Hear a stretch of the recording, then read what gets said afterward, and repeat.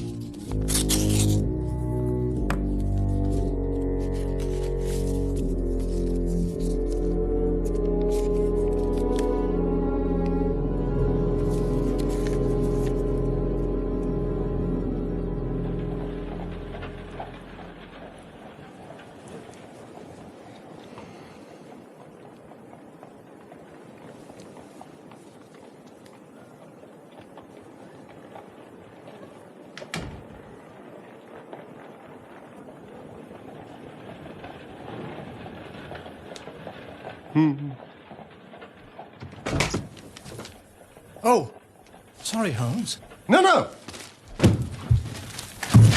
You couldn't have come at a better time. But I was afraid you were engaged. I am, very much so. Dr. Watson shares my love of all that is bizarre and outside the routine of everyday existence. It is at present impossible for me to say whether this case is an instance of crime or no. But suffice it to say that I know as little about Mr. Jabez Wilson as you do yourself, beyond the obvious facts. That he has done manual labor at some time, that he takes snuff, that he has been to China, and that he has done a considerable amount of writing lately. How in the name of good fortune did you know all that, Mr. Holmes? True as gospel, I once did manual labor. I started off as a ship's carpenter. Your hands, my good sir. The muscles of your right hand are more developed than the left. And the writing? What else could be indicated? By the right cuff so very shiny for 5 inches. And the left sleeve with the smooth patch near the elbow where you lean it on the desk. But China? The fish. Tattooed immediately above his right wrist. I have made a small study of tattoo marks, Mr. Wilson, and have even contributed to the literature of the subject. That trick of staining the fish scales a delicate pink is quite peculiar to China. When, in addition, I see a Chinese coin hanging from his watch chain, the matter becomes even more simple. Oh, never. I thought at first it was something clever, but now I see there's nothing in it after all. Oh. Now, I begin to think that my reputation, such as it is, will suffer shipwreck if I'm so candid. Omne ignotum pro magnifico. Everything becomes commonplace by explanation. Watson, that is a very loose translation. Oh, please, show the doctor that advertisement. Oh, there. You can read it for yourself, sir. To the Red-Headed League. On account of the bequest of the late Ezekiah Hopkins of Lebanon, Pennsylvania, USA, there is a vacancy open which entitles a member of the League to a salary of £4 a week for purely nominal services. All red-headed men, sound in body and mind, and above the age of 21 are eligible. Apply in person on Monday at 11 o'clock to Mr. Duncan Ross at the offices of the League, 7 Pope's Court, Fleet Street. Is this serious? It is a little off the beaten track, eh, Watson? Oh, would you make a note of the paper and the date? Evening Standard of Saturday the 27th of April, 2 months ago. Do try the city. Now, Mr. Wilson, off you go at scratch and tell us all about yourself. Oh, well, gentlemen, I have a small pawnbroking business in Saxe-Coburg Street, near the city. It's not a very large affair, it just gives me a living. I used to keep 2 assistants, but now I just keep the one. And to tell you the truth, I'd have a job to make it pay, but that he's willing to come at half wages so as to learn the business. About 2 months ago... What is the name of this obliging youth? Vincent. Vincent Spaulding. Oh, and he's not such a youth either, Mr. Holmes. He's difficult to say his age, but I couldn't wish for a smarter assistant. You seem most remarkably fortunate in having an employee who comes under the market price. I don't know that your assistant is not as remarkable as your advertisement. Oh, but he does have his faults. And never was there such a fellow for photography, always snapping away with his camera when he should be improving his mind, and then diving down into the cellar to develop the wretched thing. Still, on the whole, he's a good worker and no vice in him. It was he who first showed me the advertisement.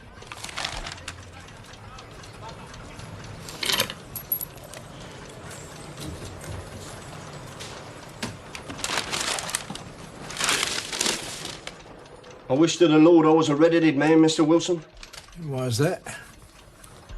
Well, there's another vacancy in the League of Red-Headed Men. I've never heard of it. Well, I'd wonder at that. You being so eligible yourself. Nice money, too.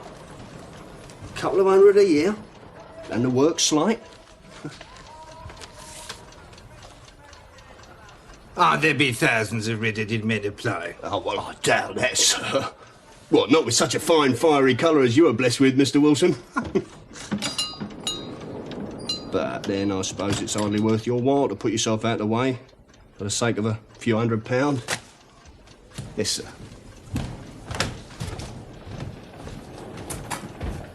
Well, I'm very much of a stay-at-home sort of person. Sometimes weeks on end without putting my foot over the doormat. But this, it looked interesting. I was intrigued. And young Vincent said he'd come with me. So, on Monday morning, we shut up the shop and off we went. Now, Vincent, let's go back. I can't abide a crowd. Courage, Mr. Wilson. We're so near and so much at stake. Now, you pull your collar up. Hello, Jimmy. Come along with me. Job all about this. Oh, waste of time, mate. It wasn't in there 2 minutes.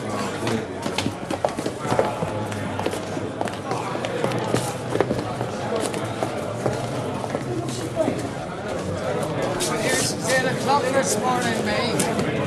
Oi! Oi! Oi! A little less noise, please, gentlemen. Hey, Governor, playing away, man. Yeah. What's your game? Come on, get out of it.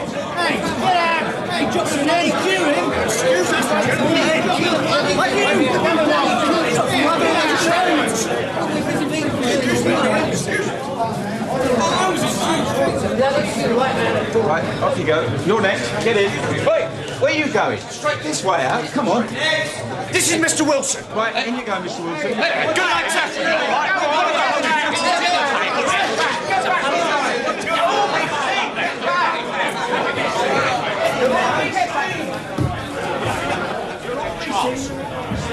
Admirably suited. Every requirement. Very fine. Congratulations, Mr. Wilson. It would be injustice to hesitate. You will, I'm sure, excuse me if I take an obvious precaution. Tears in your eyes. I perceive all is as it should be. We have to be careful. Twice deceived by wigs, once by paint. I could tell you tales of cobbler's wax that would disgust you with human nature.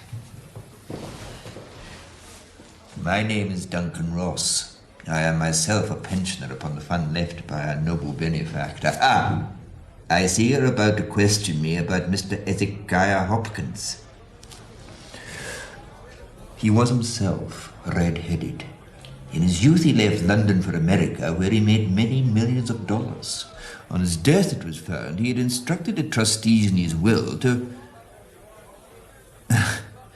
make life a little easier for the red-headed men in the time of his birth. Wonderful colouring. Now, what's your full name, Mr. Wilson? Jabez Wilson. Jabez Wilson. And are you a married man, Mr. Wilson? Do you have a family? No, I'm a widower. No, I never had any family. Oh, dear. Sad to hear you say that. The fund, of course, was for the propagation and spread of red-headed men, as well as for their maintenance. In another case, the objection might be fatal. However, I think we've got to stretch a point in favour of a man with such a head of hair as yours.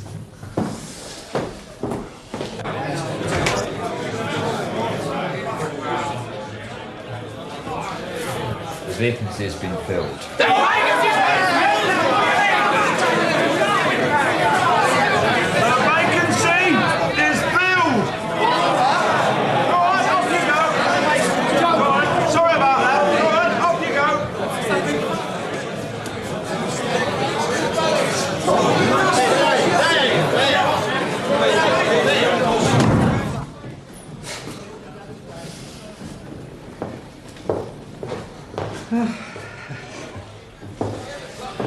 Now, when would you be free to start upon your new duties? Oh, well, it is rather awkward, as I do have a business already. What would be the hours? 10 till 2. Well, the mornings are quiet. Now, I do have an assistant. Yes, that would suit me very well. And the money mentioned, £4 a week. Correct. And the work? Purely nominal. Yes, well, what do you call purely nominal? Well, you have to stay in the office, or at least in the building the whole time. If you leave, you forfeit your whole position forever. The will is quite clear on that point. Oh, I shouldn't dream of leaving. No excuse will avail, neither sickness, business, nor anything else. Here you will remain, or else lose your billet. Oh, no, I am quite clear on that point, but what exactly is the work? It is to copy out the Encyclopedia Britannica. There is the first volume. You will supply the ink, paper, and pen. We will supply this desk and chair. Now, would you be free to start next Monday morning? Oh, yes, certainly. Then, once again, my congratulations, Mr. Jabez Wilson, on the most important position you've been fortunate enough to gain.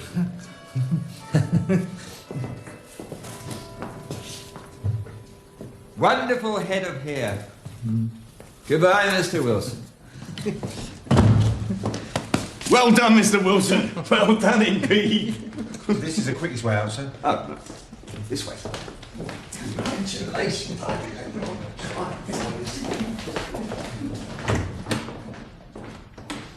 When I got home, the whole thing seemed, on reflection, to be quite ridiculous.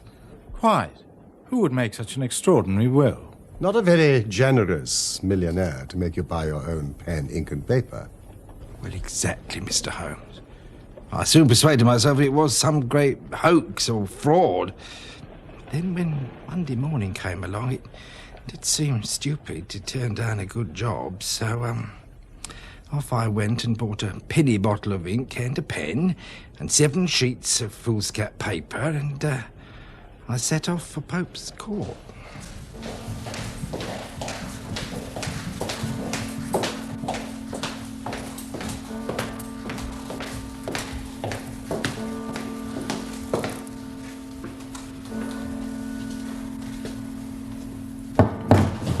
Good morning, Mr. Wilson, and welcome on this tour of... Well, to my surprise and delight, everything was as right as possible. The table was set out ready for me, and Mr. Duncan Ross was there to see I got fairly to work. My employment had truly begun. The schedule never varied. My work started at 10 o'clock and ended at 2 o'clock, with a small break for my lunch at 12:30. Every Saturday at 2 o'clock, Mr. Ross would come in and give me my money, I see. compliment me upon the amount that I'd written, and then we'd both leave. Mr. Ross locking the door after me. Artichokes, I find, were simply fascinating, you know. They have a kind of bloom on them. But Hannibal, I also thought was A, but it was H after all. I thought that was very interesting. Good morning.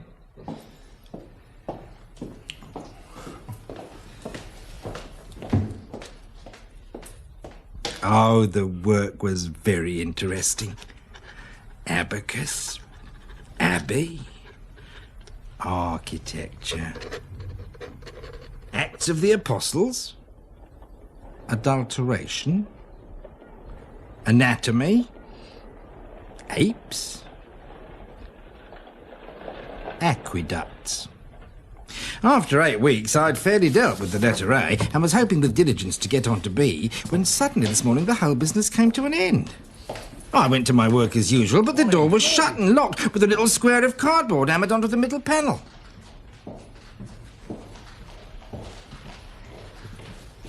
Oh, excuse me. Have you seen Mr. Duncan Ross this morning? Ross? Ross? Never heard of a gentleman of that name, sir. And my memory's good. It's very good. It's infallible for names. Ah, the gentleman at number 7. Ah, the gentleman who is red-headed. Yes, yes. Gone. Gone? Mr. William Morris, a solicitor using my room as a temporary convenience until his new premises were ready. Moved out yesterday. Paid in full. Doesn't owe a penny. William Morris? Where can I find him? At his new offices. William Morris, 17 King Edward Street. Near St. Paul's. Oh, thank you.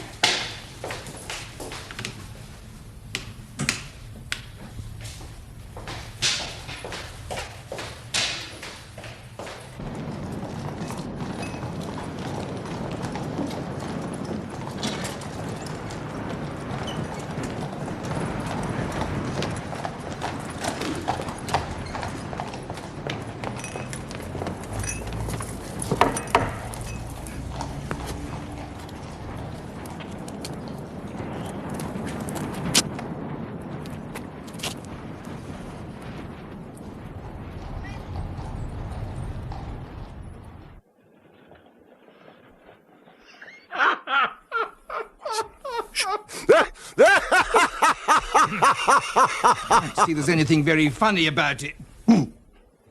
If all you can do is laugh at me, well, I can go elsewhere. No, Mr. Wilson, please sit down. I wouldn't miss this case for the world.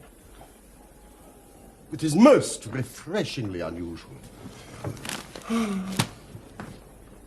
I was so incensed at the fraudulent deceit that I came straight to you, sir. Having heard of your great reputation for helping poor people in distress. Oh, Mr. Wilson, forgive me. You know, Mr. Wilson, I really don't think that you've got any great grievance against this extraordinary league. On the contrary, you've been very well paid, to say nothing of the detailed knowledge which you've acquired on every subject under the letter A. Yes, but what's the object of them playing this prank on me? That's what I want to know. This assistant of yours, how long has he been with you? Well, about 3 months. How did he come? Well, the answer to an advertisement. Was he the only applicant? No, I had 12 others. Why did you pick him? Well, he was handy and would come cheap. At half wages, in fact. Yes.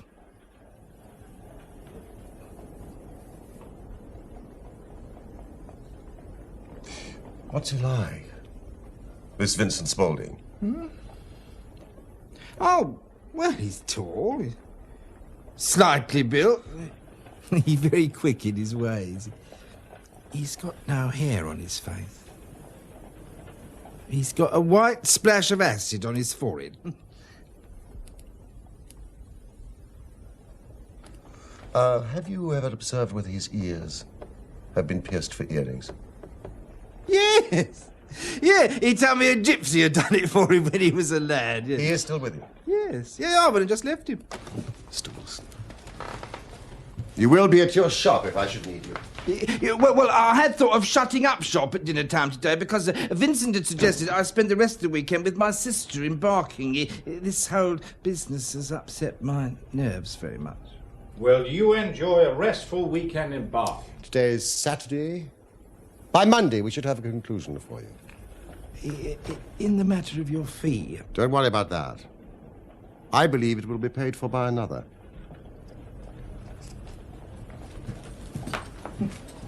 Good day to you, Mr. Wilson.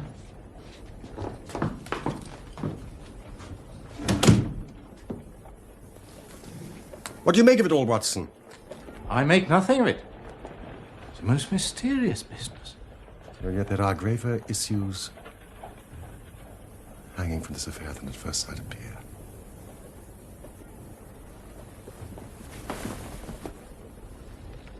What are you going to do? To smoke. It is quite a three-pipe problem, and I beg that you won't speak to me for 50 minutes.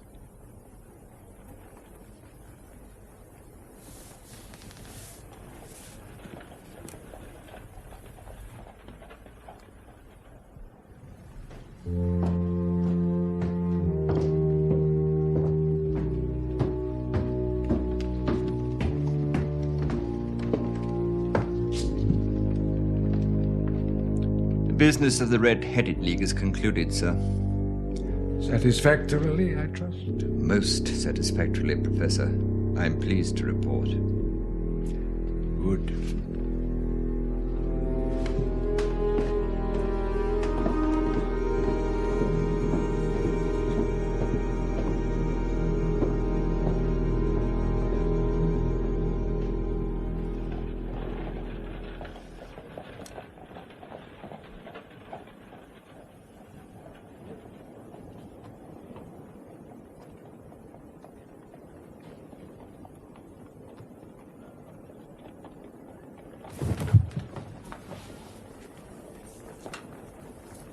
Come, Watson.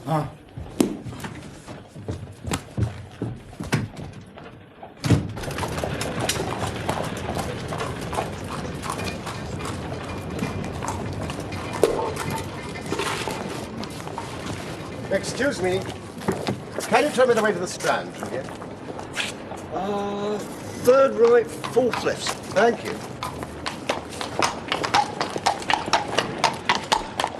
Holmes? Holmes, I could have told you that. No doubt, Watson. What is it? And why did you beat the pavement with your stick? Watson, we are spies in an enemy's territory.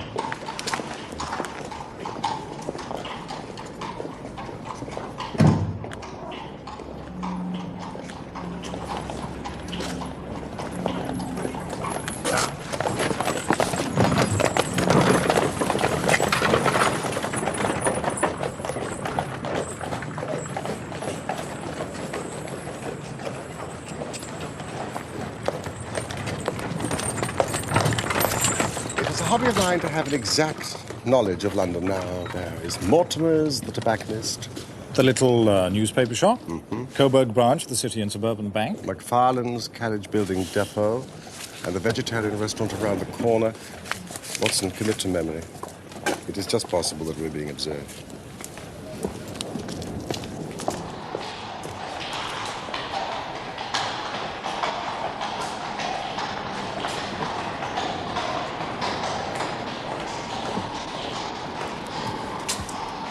A considerable crimes in contemplation. Today, being Saturday, somewhat complicates matters. But now, Doctor, our work is done. It is time we had some play. Sarasate is playing at the St. James's Hall this afternoon. A sandwich and a cup of coffee. And then off to Violin Land, where all is sweetness, delicacy, and harmony. And no red-headed clients to vex us with their conundrums.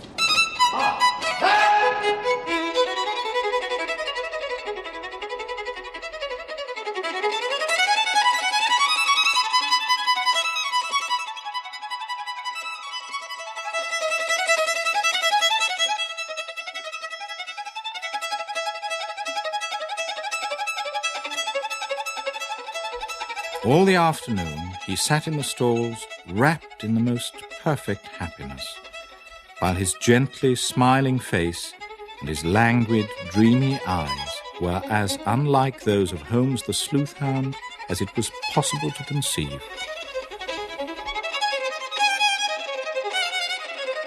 When I saw him, so enwrapped in the music, I felt that an evil time might be coming upon those whom he had set himself to hunt down.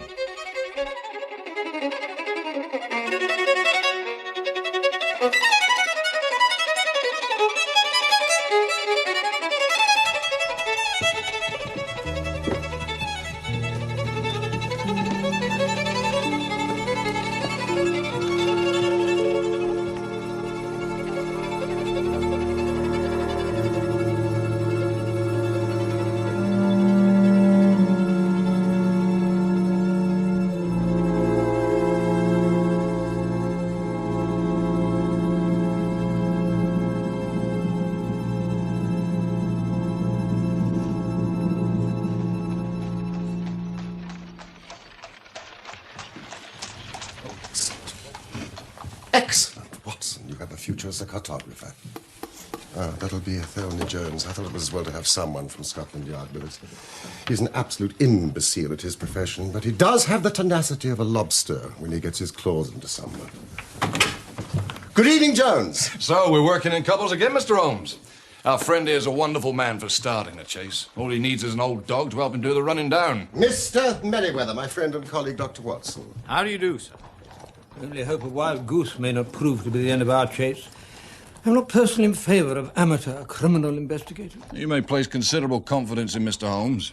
No, if you say so, Mr. Jones. Well, he has his own little methods, which, if he won't mind me saying so, are a little theoretical and fantastic.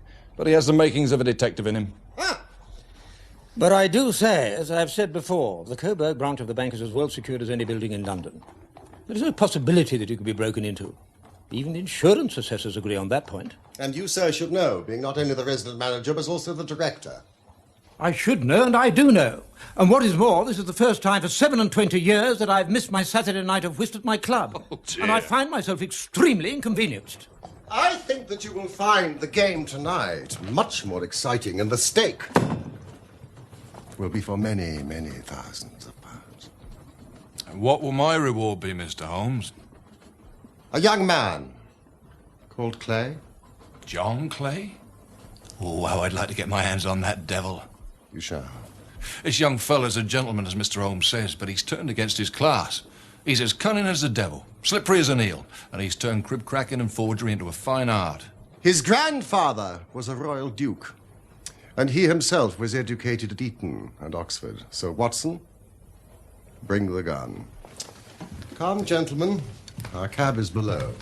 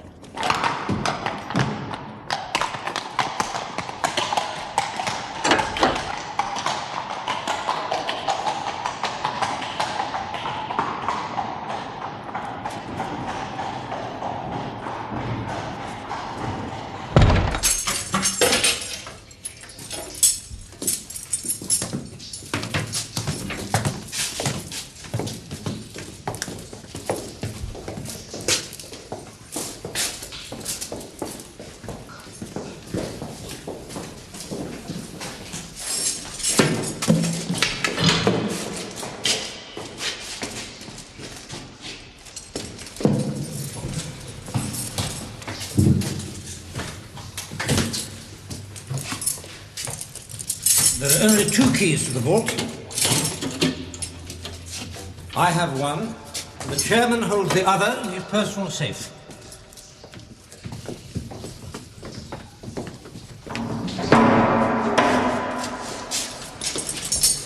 Well, you are certainly not vulnerable from above. Nor from below. Mr. Merriweather, may I ask you to be a little more quiet?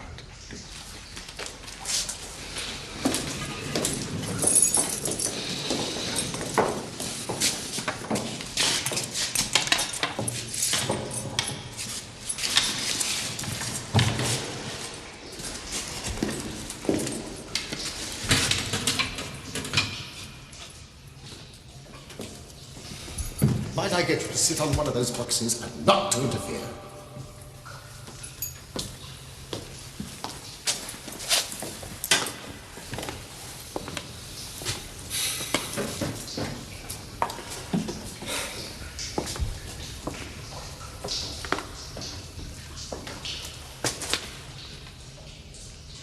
There is no way in which a thief could break into this bank.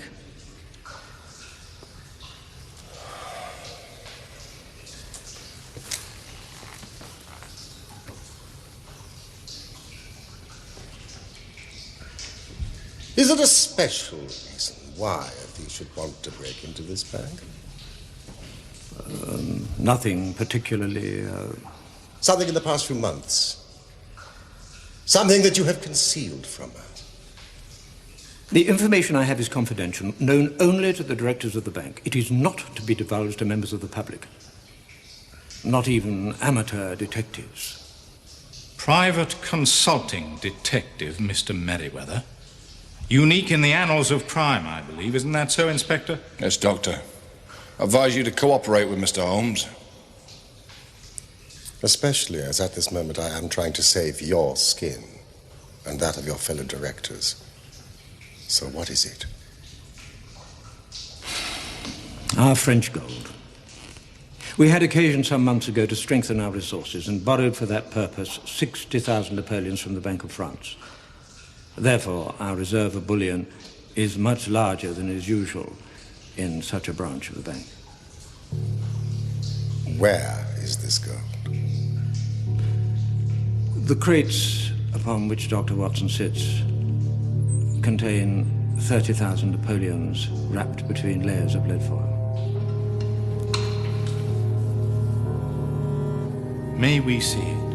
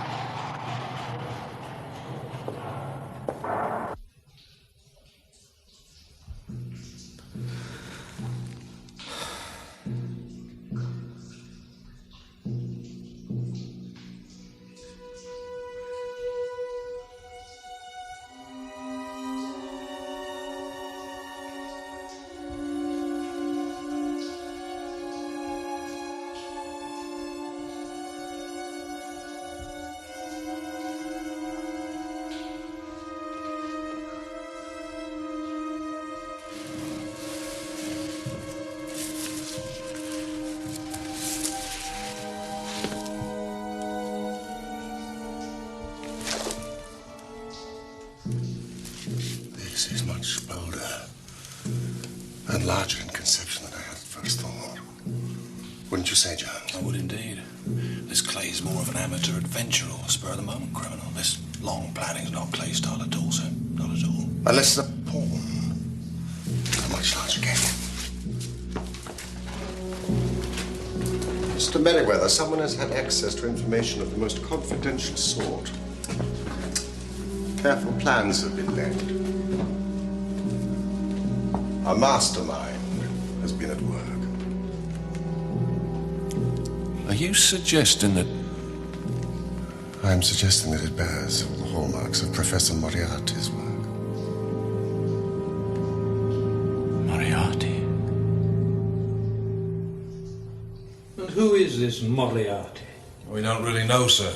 Well, that is, neither the police nor, I think, Mr. Sherlock Holmes have ever set eyes on him. Yet his name echoes and re-echoes throughout the underworld. It appears that he is a man of good birth and excellent education. But he has hereditary tendencies of the most diabolical kind. A criminal strain runs in his blood, which is increased and rendered infinitely more dangerous by his extraordinary mental powers. He is the organizer of half that is evil and nearly all that is undetected in this great city. He is never caught. His agent is caught, but the central power is never caught. Seldom even suspected. We shall not see the professor tonight.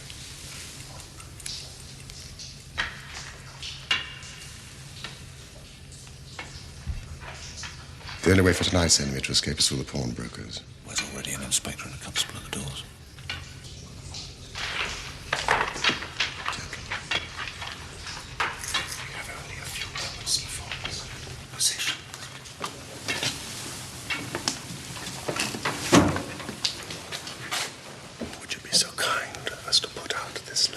And sit in the dark? I'm afraid so. We cannot risk the presence of light.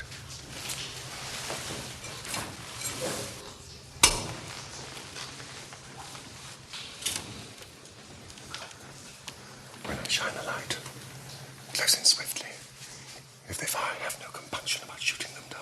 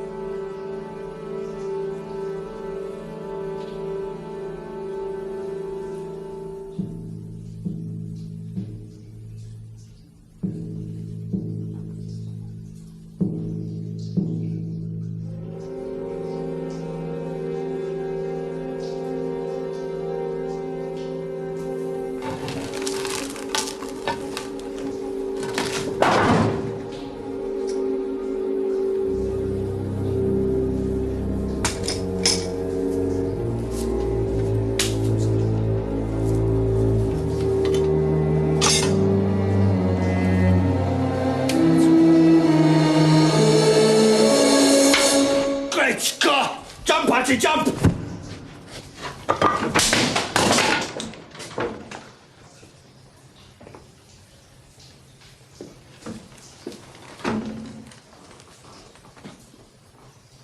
It's no good, John Clay. You have no chance at all.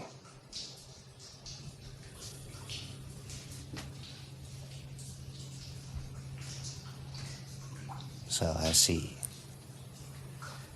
Though I fancy my pal is all right. At this moment, he is running into the welcoming arms of the police. You seem to have done the thing very completely. I must compliment you. And are you? I'm Sherlock Holmes, a private investigator. I didn't for a moment suspect you of being a policeman, Mr. Holmes. Come on, hold out. We're off at the Derbies. I beg you to take your filthy hands off me. You may not be aware that I have royal blood in my veins. And be so kind as to say sir and please when you address me. All right. Would you please, sir, mind marching upstairs, where we'll get a cab to transport your highness to the police station? That's better.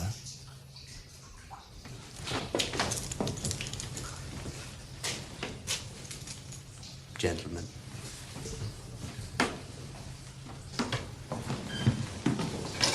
Oh, one question, Mr. Clay. Am I right in thinking that Professor Moriarty was somewhere behind the idea of the Red-Headed League? I suggest you keep that name off your lips, Mr. Holmes, if you value your future well-being.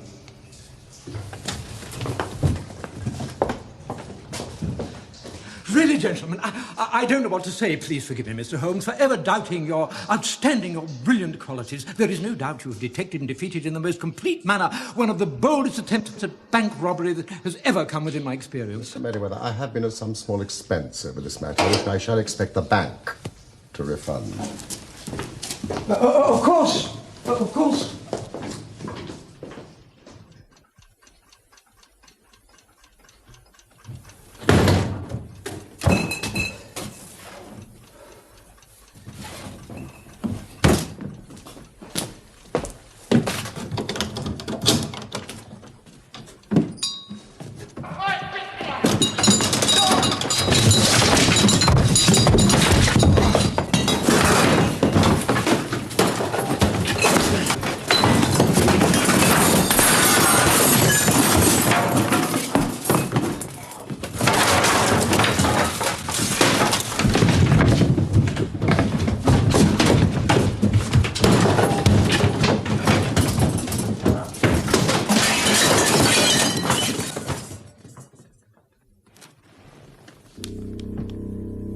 It won't do, you know. It won't do.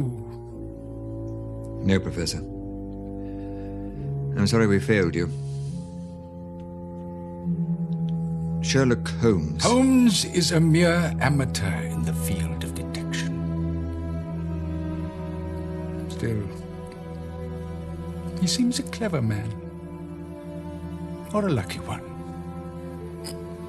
And he has a positive talent for getting in my way. Should he be removed? It may be necessary. It would be disappointing. I find him interesting. I believe this is the third time he has incommoded me. If this continues, then certainly something will have to be done to encourage Mr. Holmes either to withdraw or stand clear.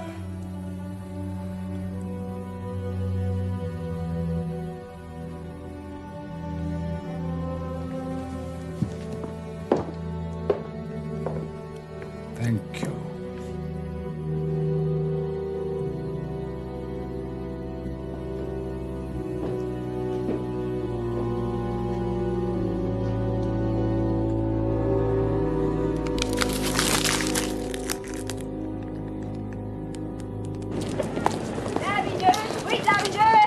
Morning, Constable. Lavender, sweet lavender. Lavender, sweet lavender. Beg your pardon, Dr. Watson. This has all been too much for me. My clients respect me as a man of confidence, but where's the confidence left here? I'm utterly ruined. Oh, cheer up, Mr. Wilson. You'll feel better when you've cleared up the mess. Yeah, well, that's all very well. And Mr. Holmes asked me to give you this. 50 sovereigns, with the compliments of the City and Suburban Bank. Well, that's fair enough. Oh, Dr. Watson, this is more than acceptable. And my compliments to Mr. Sherlock Holmes. And he sends the same to you, Mr. Wilson. And a word of advice. Next time you engage an assistant, pay him the proper wage. Good day to you.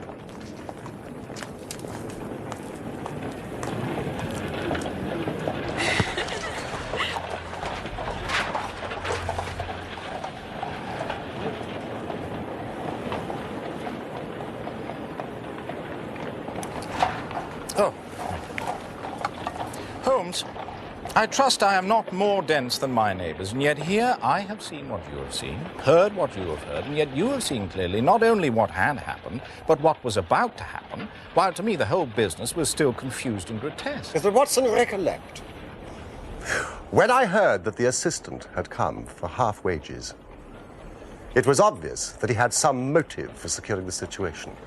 Yes, but how did you know what his motive was? Had there been a woman in the house, I would have suspected immediately some vulgar intrigue. But when I heard from Mr. Wilson about the acid stain and the pierced ears, I knew that Vincent Spaulding and John Clay were the same person. But why was Clay there? The photography gave you the clue. Exactly. The cellar. He was working on something in the cellar.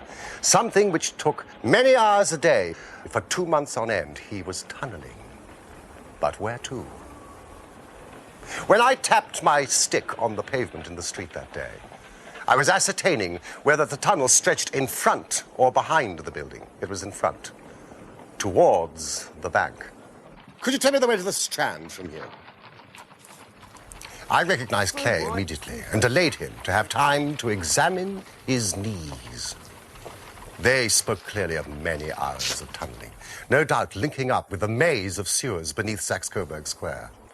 When they closed the Red-Headed League offices, it was a sign they no longer cared about Jabez Wilson's presence. In other words, the tunnel was complete. And that they would make the attempt on the Saturday was just a guess. Wilson, you disappoint me. I never guess. Saturday is an excellent night for stealing bullion. It gives you a full day to escape. Thank you, gentlemen. Thank you. Oh, you've reasoned it out beautifully, Holmes. It's so long a chain, and yet every link rings true. It saved me from ennui. You know, sometimes I think that my whole life is spent in one long effort to escape from the commonplaces of existence. No. You are a benefactor of the race, Holmes.